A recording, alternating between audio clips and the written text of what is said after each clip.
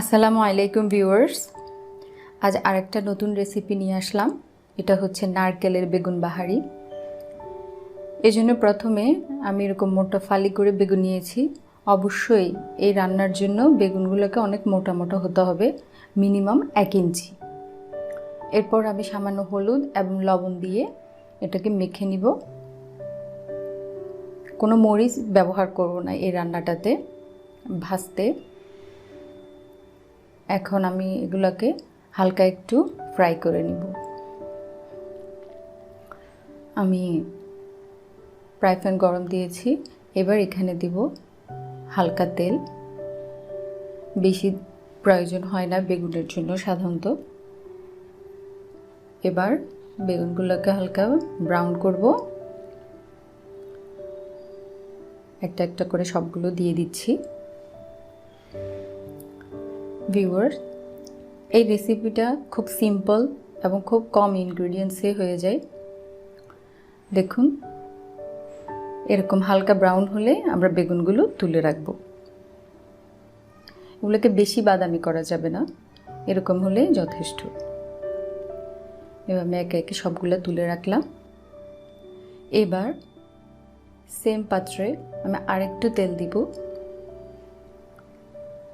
হালকা একটু তেল দিয়ে তেলটাকে একটু গরম করে নিব। এরপর আমরা এখানে কোনো পেঁয়াজ কুচি ব্যবহার করব না। আমি একটা বড় পেঁয়াজকে ব্লেন্ড করে নিয়েছি।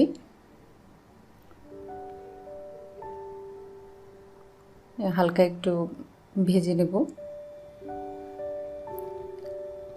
এরপর দিব আমরা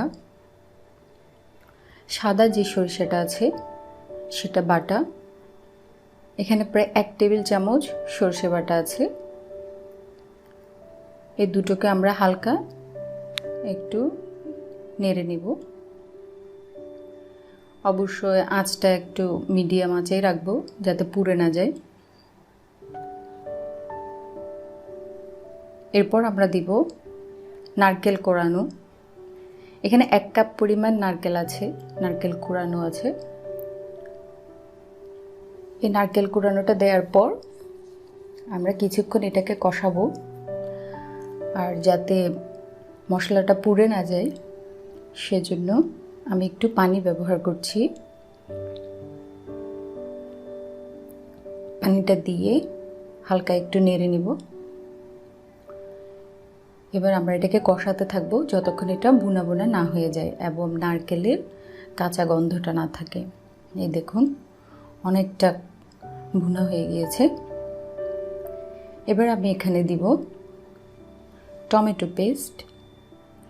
আমি এখানে 4টা মাঝারি সাইজের টমেটোকে হালকা একটু ব্লেন্ড করে নিয়েছি।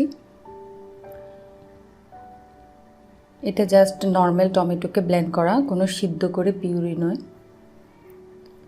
এবার এটাকে হালকা একটু নেড়ে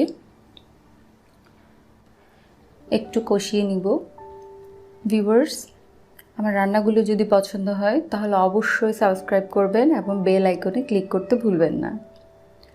এবার আমরা আগের ভেজে রাখা বেগুনগুলো একটা একটা করে আস্তে আস্তে দিয়ে দেব। যেহেতু বেগুন ভাজার পরে অনেকটা নরম হয়ে যায়, তাই আমরা খুব আস্তে আস্তে এগুলো একটা একটা করে দিয়ে দিব। এবং বেগুনগুলো দেওয়ার পরে বেশি নাড়া যাবে না। এই দেখুন, সব দেওয়া শেষ। এখন আমরা কিছু কাঁচামরিচ ব্যবহার করব। এটাতে কিন্তু আমরা কোনো লাল মরিচ বা গোলমরিচ কোনো কিছুই ব্যবহার করিনি। এবং লবণটা যদি প্রয়োজন হয় আর একটু দিতে পারেন। এরপর দমে রাখবো। তৈরি হয়ে গেল নারকেলের বাহারি বেগুন।